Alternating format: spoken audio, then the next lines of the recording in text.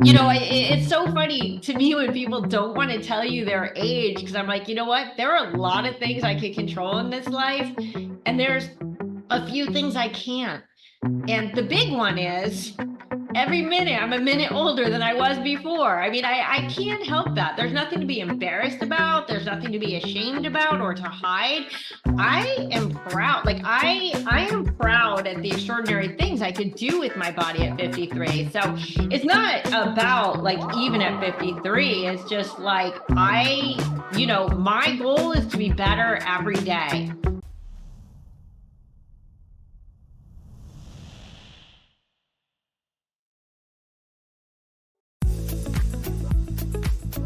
Hi, I'm Glennis Woods Mullins, and I love to help women to vibe, to be more vibrant, intuitive, beautiful, and empowered in midlife. So come on, let's vibe.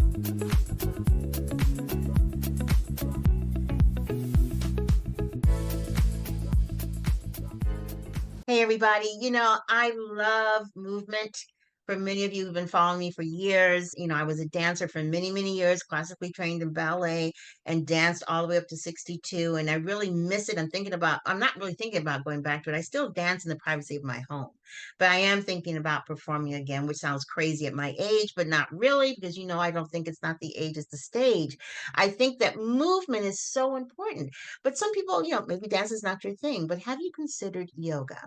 And let me just say real quickly for people who have these issues around yoga, yoga is just a modality. It's another form of movement. I have yet to have a spirit come and overtake me and do all this weird stuff. It doesn't happen. It helps you with your balance. It helps you with your bone health. It also helps you to relieve stress, and it helps you with clarity of your mind and focus. So I think it's something that we should all consider doing, especially if you're struggling to find some kind of movement regime. Gentle yoga might be something you want to talk about. And that's why I have with me Shana Meyerson, who is passionate about the idea of women doing yoga after 50. So first of all, look at her. She must not be talking about herself. These are her clients, not her. So that's the first thing. But thank you so much for being on the Vibe Living podcast today. It's wonderful to have you. Oh, it's my absolute pleasure, Liz. Thank you for inviting me to join you. Absolutely. So tell me, why are you so passionate about yoga? Why do you think it's just such a great thing for women over 50 in particular? Well, I mean, why I'm passionate about yoga is, do you have all day? Because I think we only have a half of an hour. So I can tell you what made me like pivot from my entire life to yoga. Yeah. So the thing that brought me to yoga initially, and I was 30, so 23 years ago. I was actually that after 3 decades of perfectionism to a point where it became debilitating, yoga was the first time in my entire life that anybody told me it was okay to fall.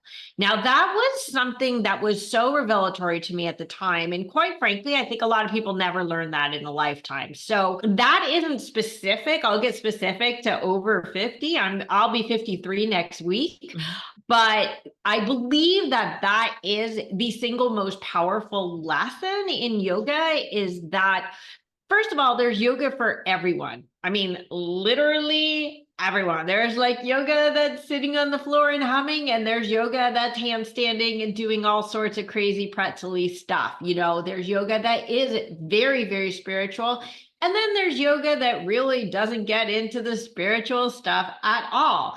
And so I believe that, first of all, because it's accessible to literally everyone, it is the perfect form of exercise because it's not limited to one kind of exercise. It's like saying, what would you do if you went to the gym? Well, you could lift weights, you could do free weights, you could do machines, you could do cardio, you could do classic. You can't say that spinning class is the same as biceps curls, right? So there's so many different kinds of yoga, but particularly for women over 50, I think that yoga is incredibly empowering because we can do things with our bodies when we believe that we could do things with our bodies that we never even imagined. I know that there's a certain level of success in, say, bench pressing more weight than you're used to or whatever. But when you look at a yoga pose, and so many people are so mystified, right, by whether it's, again, like a handstand or a particular stretch or some sort of balance pose, that when they accomplish it, and I'm not saying if, I'm saying when, because if you set your mind to it, you will do amazing things on the mat. And it is so empowering. And that empowerment does not like live on the mat. It carries through to every aspect of your life. Which is so important, because I find that the women that I work with over 40, over 50 and beyond, there comes a point in time where their confidence takes a hit. Yeah. The self-talk and things that they say to themselves is not really great. So being able to have a modality that can help you with your confidence, and you would know because Shana Meyerson is a globally acclaimed creator of YOGAthletica, and she's starting teaching yoga back in 2002, and Yes. is widely considered to be one of the most effective and engaging instructors on the planet today.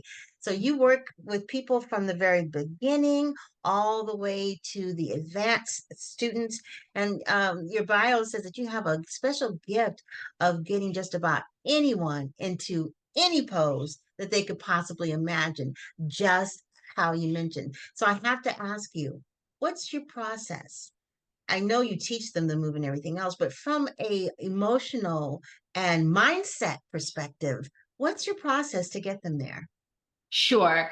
First of all, let me just say that when you say that I work from like the very beginners to the most advanced, I was actually in 2002 literally one of the first people in the free world to be teaching yoga to children. Now it's ubiquitous now, but back then, like it was a practice in India and nowhere else. So when Wow. you say beginning to end, we're talking like babies to seniors. Wow. And it's not irrelevant to the conversation, because the reason, oddly enough, that I can get anybody into anything is because I know how to teach a 3-year-old, a 5-year-old, a 7-year-old how to arm balance, how to handstand, how to do all these crazy things. So I know how to break things down into like easily digestible chunks that don't really change when I'm working with adults, right? So here's the thing. I don't accept no in my classes. I have complete faith in everyone, period. But my faith can't get them into anything. They have to have their own faith. And that is a process that some people really, unfortunately, have to work on a lot. And it's a process that a lot of people on the other spectrum like come in and they're like, I'm here to do a handstand. And like, they've never done a handstand, they've never exercised, but they just are like, in it to win it. And so with me, like, I guess the way that my process differs very dramatically from most teachers is most teachers in the world, their go-to is, if you can't do it, let's modify it.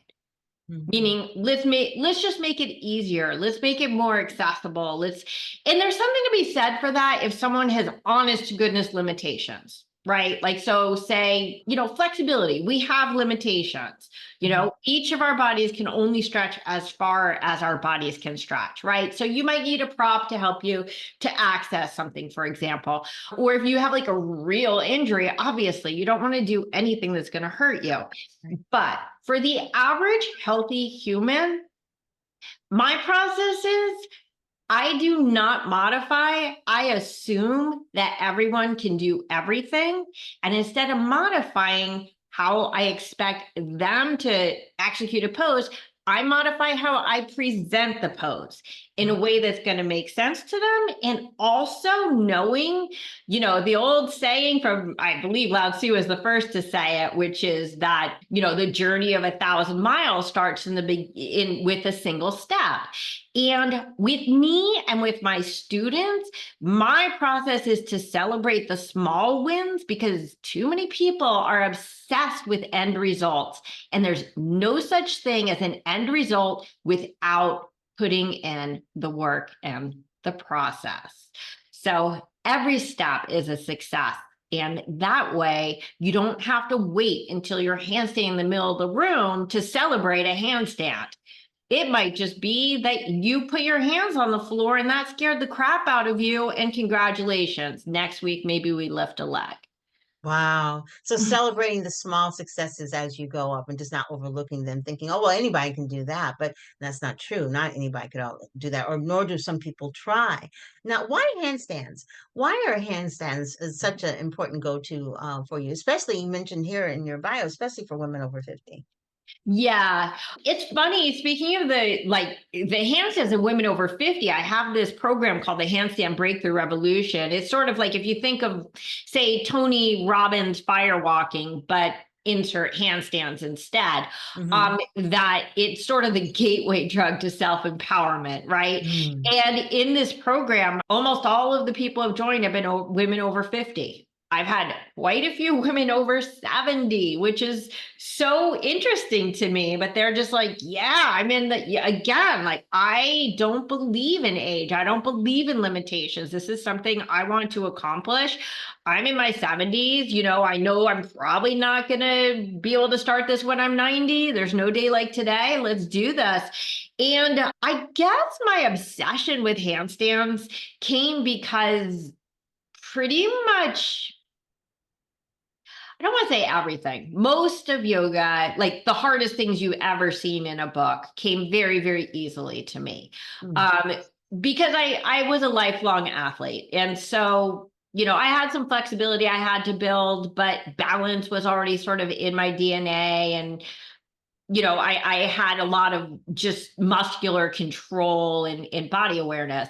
But handstands, boy, those took me a while of practicing every single day and falling and getting up and falling and getting up and figuring out and recalibrating. And so it was in the process of handstanding that I learned like patience, perseverance, how to Mm. make order out of chaos. Everything is falling around you. Are you going to get back up? Or are you going to say, I'm done for the day? And even to this day, I mean, I practice 2.5 hours every day, like the hardest class you could imagine. I mean, hardest class is just me, but the hardest practice you could imagine. And if I don't have a pose that I am working on and struggling with, it's not a practice for me. I've always got to have end goals. And so handstands are sort of like the holy grail of yoga. And I do believe, they teach you non-reactivity, all these life skills that I'm telling you that when people who are really, really intent on nailing their handstands and particularly who have struggled with it for a while finally get it, it's like, when the Wizard of Oz goes from black and white to color, they're like, in the world. Wow, I Just, know. It's so self-affirming to be able yes. to do something like that. I know how I would feel when in gymnastics, they have this thing called the twisties. And that's when your mind is thinking well, your body's thinking one thing, your mind is thinking something else. And somewhere along the line, you forget to twist in your flip or whatever. And Okay. yeah, that happens sometimes. In fact, Simone Biles suffered from the twisties for a little while, but I suffered from it before. And one of the things that I learned to do to kind of go back to basics to help me overcome the twisties was to work on the things I knew I could do well. And the handstand was one of them. It was one of them. Nice. Now, it's interesting because I took a picture of myself with a handstand when I was probably about 56 or 57. So it's been a while since I've really done one. I haven't even thought about it, but now you've got me motivated to see if I can do it. But let's say someone who's never done a handstand before, how do they prepare? What do they do to get started? Do they work on getting their wrist stronger or their arms stronger? How does that work? I mean, I have to be honest that in my very, very biased opinion, people should not be practicing at least a yoga form of handstand without practicing yoga. And that it's all within a Mm. context of like a broader, really warm up. That they handstand is sort of like the consummate pose. Everything Mhm. that we do in yoga adds up to handstand and Ah, or okay. back bend, as you would call it in gymnastics, and in yoga, we call it an upward bow. Mhm. So, I mean, I'm extremely advanced, so I could do a handstand anytime. Mhm. But with my students, we're really not doing handstands, like the serious handstands, Ah, okay. until like an hour or more into the class. So that's the first thing, is that when you say, what should you build? And people always ask that, it's like, it's so many things. And I would say, oddly enough, the one pose that is going to affect handstand success the most is actually splits. Oh, interesting. That's so funny you should ask me that because my husband asked me the other day, "Can you do splits?" I'm like, "I'm a dancer. What are you talking about?" I've always been able to do splits, but that's interesting. Now, why the splits? So if you can, and I'm talking about vertical splits. Mm-hmm. Mm-hmm. Sorry, vertical splits. Okay, forward back splits rather than a straddle. Right. Yep. Okay. Okay. So if you could picture, if your hands are on the floor, and I mean, I could show you if you want to, but you won't feel Sure. it. We'll be Okay. on, this will be on video too. So yeah. Okay. So I'll show you just very simply. The concept is, let's see if I think I have to go down just a little bit. Sorry. Hello, Mm-hmm. living room. So the concept is this, and it's really quite simple. If I were to try to enter a handstand, right? And my leg is here, you can see how far my leg is going to have to travel to get into a handstand, right? Right. Quite far. Now, if on the other hand, I can split, right? Mm-hmm. Then what Mm-hmm. happens is I'm actually not even going to have to jump. I can actually just press because this top leg, right, is already in place. Whoops, sorry. I'm a little shaky right now because I just practiced for 2 hours, 2 minutes. Okay, I get you. Okay, so there you go. Okay. Because you have that you have the flexibility to have one leg up and then all you have to do is have the other leg meet the other leg That's instead of right. right. Hmm. Because And the further your leg has to travel, hmm the more momentum you're going to have to put behind it. The hmm more momentum you put behind it, the more speed. right. And the more speed, the less control. And the less control, the less balance. So That makes a lot of sense. And you said you were 53 and you don't look 53 at all. And you have a question here about how do you stay forever young? And I think everybody has their idea of how to stay forever young, whatever that means. But what's your philosophy of being forever young, even after 50? because to me, there's no second half of that sentence. There is no even after 50. Mm. I mean, it's funny, when I was in my early 20s, right? I was a total gym rat. I used to wake up at 4 a.m. every day to go to the gym for 3 hours. And when you're there at 4 a.m., there's no random people. It's always the same people every day. And there was one man there, and he was at 94 years old. And he was there every day at the gym doing his thing. He wasn't Jack LaLanne. I mean, he was Hmm. just a Hmm. guy at the gym at 4 a.m. every day, and he was still working full time and doing the things. Mm. And so at a very early age, I mean, in my early 20s, I developed this theory that if every day you wake up and do what you did the day before, you'll always be able to do what you've always been able to do. Mm.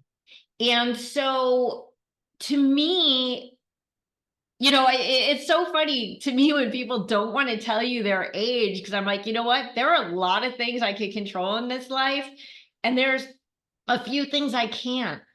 And the big one is every minute I'm a minute older than I was before. I mean, I can't help that. There's nothing to be embarrassed about. There's nothing to be ashamed about or to hide.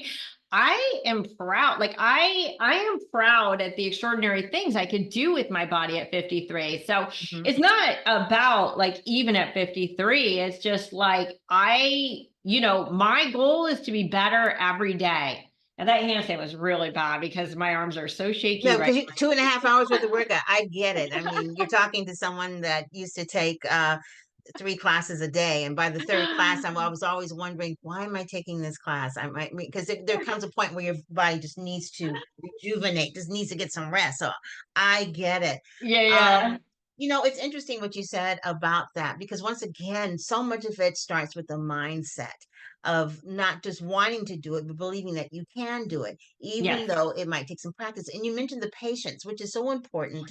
And we have a tendency to be very impatient because we are a microwave society, everything now, now, now, now, now. But Yes. there is virtue in patience. I mean, that's a paraphrase of a quote, but it's true. There is Sure. virtue in patience, because the things that you really want, the things that you aspire to, usually take some patience and resilience and focus and concentration, and celebrating the small things along the way, because that keeps you motivated to keep moving towards that goal, whatever it is. So that makes perfect sense. I know that everyone listening to this is going to want to find out how they can learn a handstand. So I know in the show page we've got all of your information. Now, do you give classes online, or how do you do that for Yeah. people who are away? I, Okay. I mean, ever since the pandemic, almost all of my classes are online. And Okay. the truth is that the sign of an advanced instructor is that they don't have to touch you, that they understand the words and concepts well enough to be able to communicate whatever it is that you need to accomplish. By the way, I have like a fairly well subscribed to YouTube channel. And Yes, you do. and it's funny because I have so many videos that are like super advanced and crazy stuff, but my single most popular video of all time was me teaching my mom how to do a basic handstand, meaning walking her feet up the wall when she was 69. And to this day, I travel all over the world, and there's always people in every workshop. They're like, how are your mom? How is your mom? I love your mom. I love that. And it's so funny because it's my most basic handstand video. But Hmm. to answer your previous question of like, where's a good place to start? That video, which is called something like Handstands for Beginners Who Are Afraid of Handstands, is a great place to start. Okay, fantastic. And I'm just going through, and everybody, you've got to take a look at her YouTube channel, 47,000 subscribers, all kinds of videos, over 1,000 videos. And she's talking about yoga hacks, secrets, tips, and tools that are great for students and teachers. And I see the one for your mom. That's just absolutely amazing. Thank you so much. I'm so honored to have you here on the Vibe Living podcast. It's been wonderful having you here today. Thank you so much, Linus. I had a great time, except for that really pathetic handstand. No, You've got to take my word that's for it. I okay. do Yeah, like 50 a you day, and you have my personal permission, because when you go over to her YouTube channel, all will be absorbed. You're like, whoa, absolutely amazing. Thank you so much for being here today. And thank you to all of you for being here on the Vibe Living podcast. Thank you for making this podcast in the top 10% globally of podcasts around the world. And it's just wonderful to be able to be a part of all these wonderful podcasts that are doing well. And I ask that you please like, subscribe, and comment. I want to hear from you, and also let me know, what kinds of podcasts would you like to hear? It's all about the vibe, being more vibrant, more intuitive, more beautiful, and empowered as we go through this journey we call life. Thanks a lot for listening, everybody. Have a fantastic thank day. you. And don't forget to vibe. Bye bye. Okay, so think of it this way. If I'm trying to get into a handstand, right? And let's say I'm super tight and my leg is here. Then it's going to have to travel my foot from here all the way up to vertical in order to do a handstand, right? That's like a tremendous trajectory.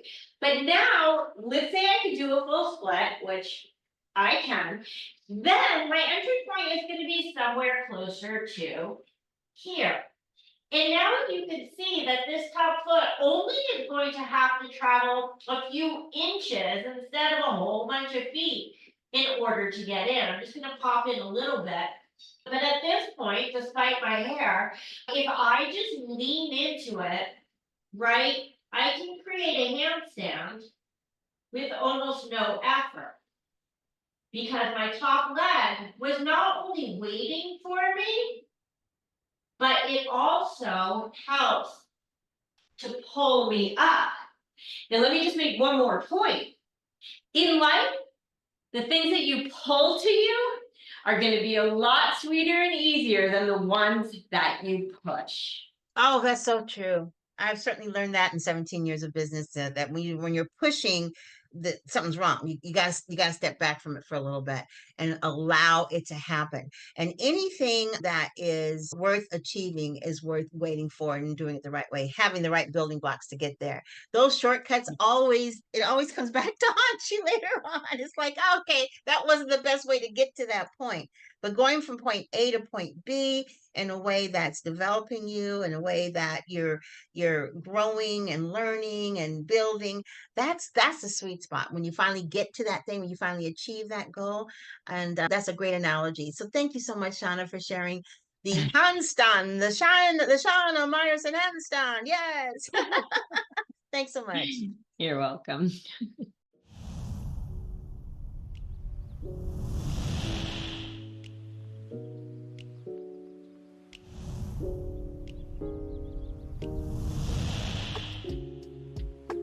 Thanks for listening to the V.I.B.E Living Podcast. And don't forget to subscribe, like, and comment, and share this podcast. Have a fantastic day, and don't forget to vibe. Bye-bye, everybody.